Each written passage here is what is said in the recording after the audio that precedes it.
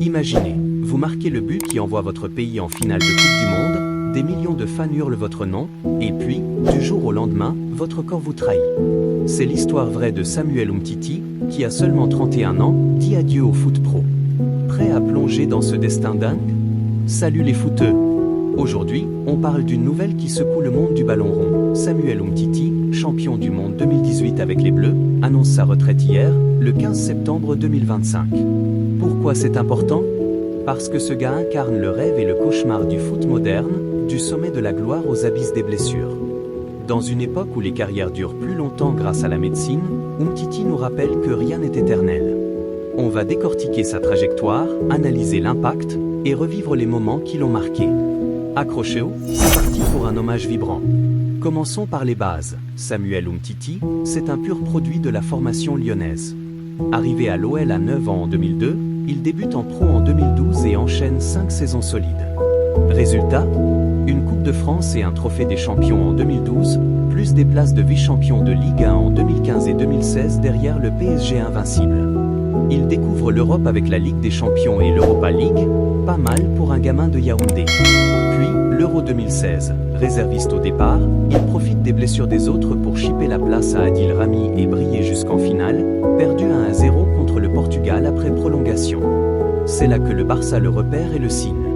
Comparé à Carles Puyol dès son arrivée, Umtiti gagne 7 titres, dont 2 Ligas en 2018 et 2019. Mais le pic? La Coupe du Monde 2018. Diminué au genou, il forme une muraille avec Varane et claque ce but décisif en demi contre la Belgique, 1-0. En finale, victoire 4-2 contre la Croatie ou la deuxième étoile pour la France. Champion du monde U20 en 2013, il avait déjà l'odeur de la gloire. Malheureusement, après 2018, c'est la chute, 170 matchs manqués à cause des blessures au genou. Prêt à l'Aix en 2022 à 2023 pour se relancer, puis libre à Lille en 2023 où il ne joue que 13 matchs. Hier, il officialise « Stop ». Dans son communiqué émouvant, il dit « Après une carrière intense avec des hauts et des bas, le moment est venu de dire au revoir. J'ai tout donné avec passion et je ne regrette rien. Merci à tous les clubs, entraîneurs et supporters. » Des chiffres qui parlent, de héros national à retraité précoce. Mais au-delà des stats, qu'est-ce que ça nous dit sur le foot d'aujourd'hui? Passons à l'analyse. Les blessures, le fléau du foot moderne. Maintenant, décryptons, les blessures ont ruiné Umtiti, et c'est pas un cas isolé. Imaginez, après son but mythique en 2018, son genou lâche et le prive de 170 matchs, c'est comme rater 3 saisons entières. Au Barça, il passe de titulaire indiscutable à remplaçant fantôme, malgré ses titres. À Lille, l'espoir d'un comeback tourne court. Ça change quoi dans le foot? Ça met en lumière la fragilité des joueurs dans un calendrier surchargé. Matchs tous les 3 jours, voyages interminables, pression maximale.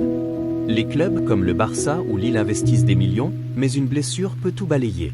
Pour la France, Umtiti était le rock post 2018. Sans lui, Varane a dû porter la défense seule. Et pour les jeunes, c'est un avertissement. Protégez votre corps ou la gloire s'évapore vite. Umtiti n'est pas Ronaldo ou Messi, qui gèrent leurs blessures comme des pros. Lui, c'est le talent brut terrassé par le destin. Pour rendre ça plus vivant, embarquons dans son histoire comme un film d'action, avec des twists inattendus. Un roller coaster comparé à d'autres légendes brisées. Visualisez, Umtiti, c'est comme un film hollywoodien. Le gamin de 9 ans arrive à Lyon, grimpe les échelons comme un Rocky du foot, explose en pro et conquiert l'Europe. Puis, le twist, l'Euro 2016, il vole la vedette comme un underdog. Au Barça, il est le nouveau Puyol, le capitaine courage. Climax, ce tête en or contre la Belgique en 2018, bam, la France en finale. Mais ensuite, le drame, les blessures s'enchaînent comme des vilains dans un Marvel. Comparé à Abou Diaby ou Jack Wilshere, ces talents anglais fauchés jeunes par les pépins physiques, Umtiti est le Français qui a touché le Graal avant de tomber. Imaginez Diaby sans mondial, Umtiti, lui, a au moins cette étoile éternelle. Son prêt à l'Aix? Un bref rayon de soleil en Italie, comme un comeback raté. À Lille, l'ultime combat perdu.